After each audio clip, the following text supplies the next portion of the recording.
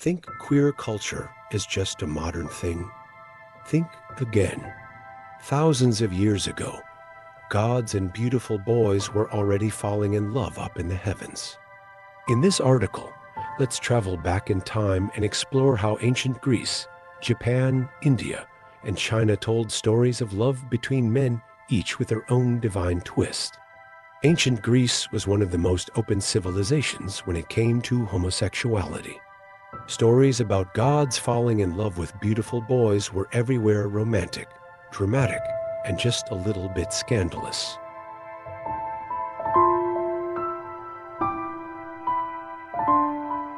Ganymede was a prince of Troy, so beautiful even the gods were jealous. One day, while tending sheep, Zeus saw him and fell head over heels. What does a god do when he's in love? He acts. Zeus transformed into a giant eagle, swooped down, and carried Ganymede off to Mount Olympus. There, he made him the god's official cupbearer, pouring wine and keeping them company. Kinda sounds like the ancient version of a royal companion or boy toy. But Ganymede wasn't just a servant, he was Zeus's beloved. As a reward, Zeus made him immortal. Today, the constellation Aquarius represents him in the night sky. To the Greeks, this wasn't a scandal, it was a divine romance, symbolizing pure and noble love between men.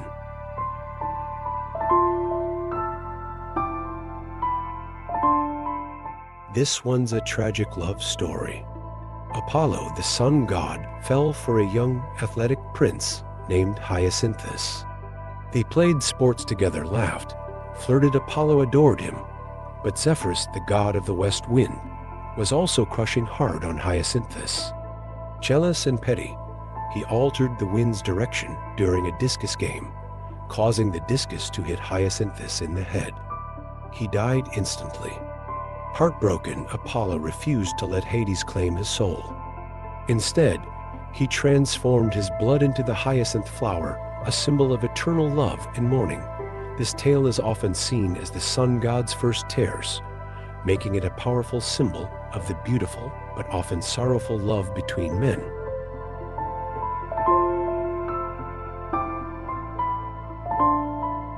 While Japan's official mythology doesn't explicitly spell out male-male relationships, ancient rituals and local legends hint at a divine kind of intimacy, especially between gods and beautiful young shamans.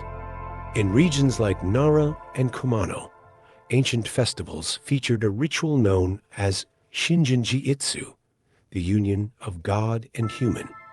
A beautiful young man, often a boy or teenager, would serve as a medium to marry the deity, sometimes through possession, sometimes symbolically. Though not labeled as romantic, these rituals were intimate, ritual bathing, dressing up, dancing together, even sleeping in the same quarters. Many scholars and artists interpret this union as a subtle form of same-sex divine love, mysterious, spiritual, and poetic.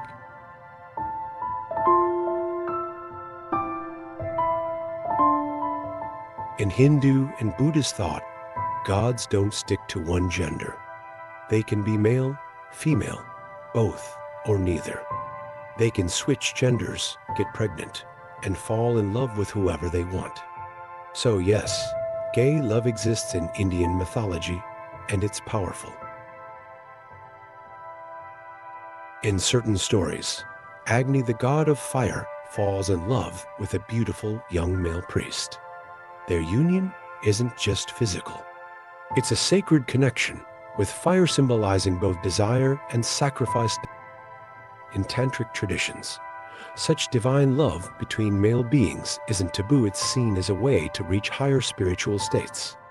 Sex is energy exchange, and gender isn't a limitation.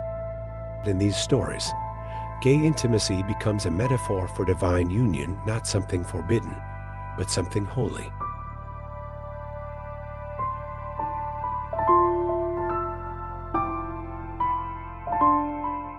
Ancient Chinese history is filled with gay romances, from cut sleeves to shared peaches, but when it comes to divine recognition, one figure stands out: Tu'er Shen, the rabbit god. The tale of Tu'er Shen appears in the Qing dynasty text Zi Bu Yu. It tells the story of Hu Tianbao, a man deeply in love with another man. Their relationship was rejected by society and punished by authorities.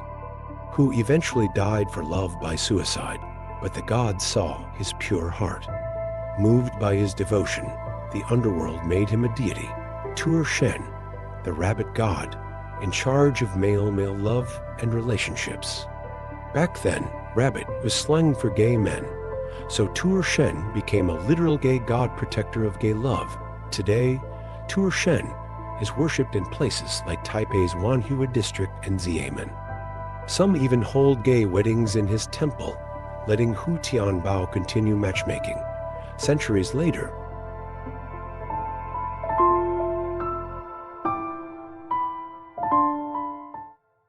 from Zeus stealing a prince for love, to Japan's mystical god-shaman unions, India's spiritual sex between male divinities, and China's rabbit god who died for love, these myths remind us that love isn't bound by gender. Even in the most divine of stories, men have loved men, hearts have broken, and love has found a way.